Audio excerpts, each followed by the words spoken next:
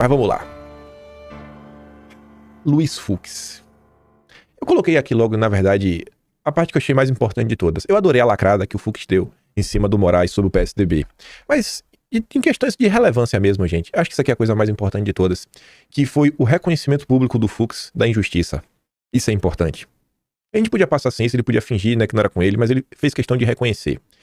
Eu peguei a matéria do Estadão completa, porque ela tá muito mais completa, só que eu fiz questão de colocar da Globo, porque essa machuca, né?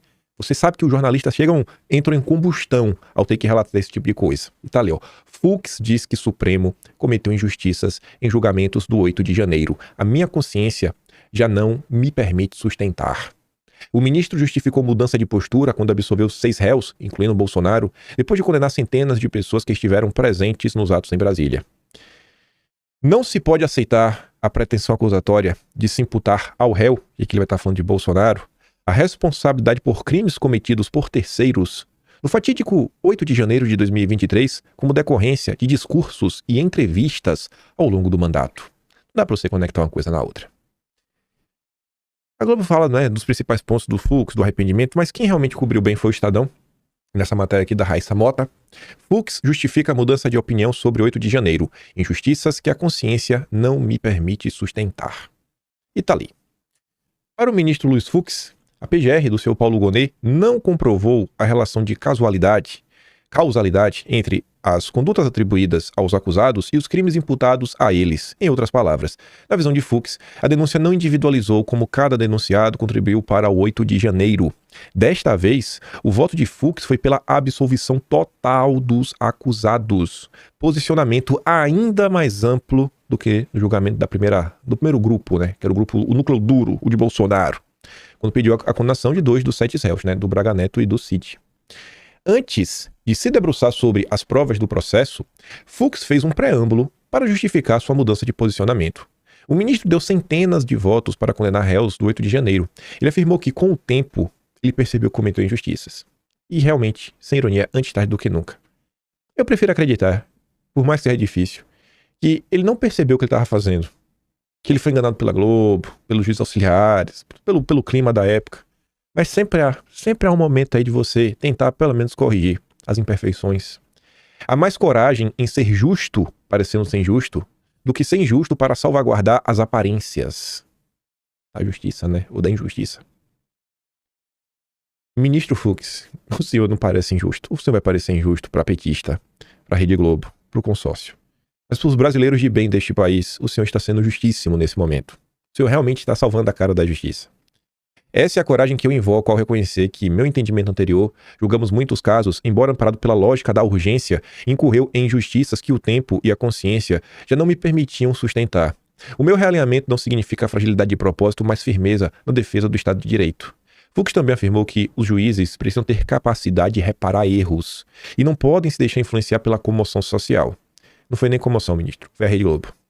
Foi a perseguição da Rede Globo, as mentiras desse grupo de comunicação que há de fechar um dia nesse país. Por vezes, em momento de comoção nacional, a lente da justiça se embacia pelo peso simbólico dos acontecimentos e pela urgência em oferecer uma resposta rápida que contém a instabilidade político-social. Nessas horas, a precipitação se traveste de prudência e o rigor se confunde com firmeza. Aspas.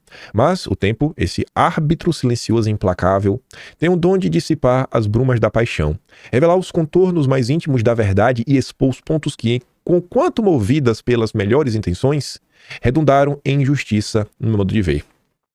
E eu acho que esse tempo tem um nome. Tem um nome? Não sei se seria o tempo de Deus. Talvez seja também um apelido.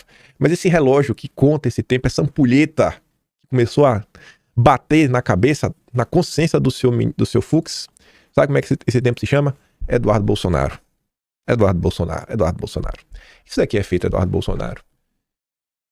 Não vem me falar que o efeito Magnitsky não pesou. O efeito sanção, o efeito visto, isso pesou.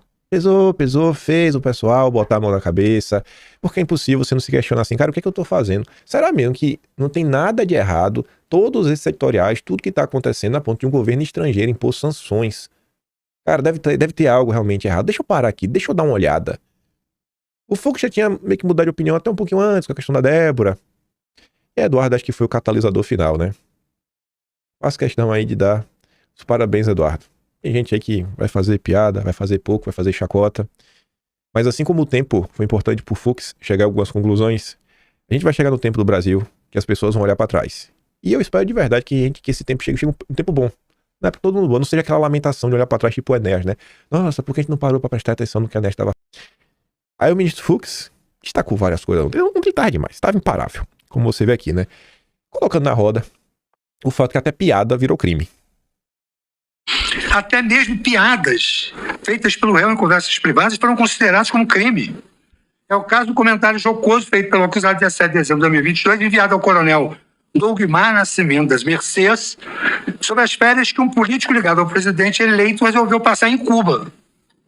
Guilherme Almeida brincou com o fato dizendo que se der algum problema, ele já está no asilo.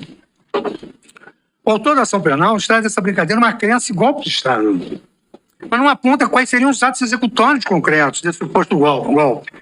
E qual a participação direta do acusado na sua concretização, limitando-se a transcrever conversas particulares de WhatsApp. Pois é, né? Num país que até piada virou crime. Agora essa daqui, essa foi boa, viu? Meu Deus do céu, essa daqui... Ai, no coração de um bolsominion, essa aqui ecoou, viu? Como diz o Gil Diniz, né? Fux relembra para o Moraes que PSDB questionou o resultado das urnas em 2014. Como se sabe, Vossa Excelência sabe também, eu sei também, não se trata da primeira vez que um candidato à presidência provoca o TSE contra a regularidade das eleições. Em 30 de outubro de 2014, Vossa Excelência já estava na magistratura ou no governo, uma das duas, juiz, governador. Aquela corte eleitoral, ela foi instada pelo partido candidato derrotado à realização de uma auditoria especial, naquela vez, era outro candidato. Pelo partido candidato derrotado, a realização de uma auditoria especial de votação.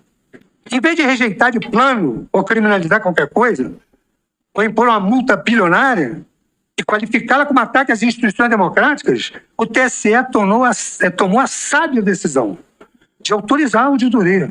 Se eu não me engano, eu acho que eu estava no TSE. Estava.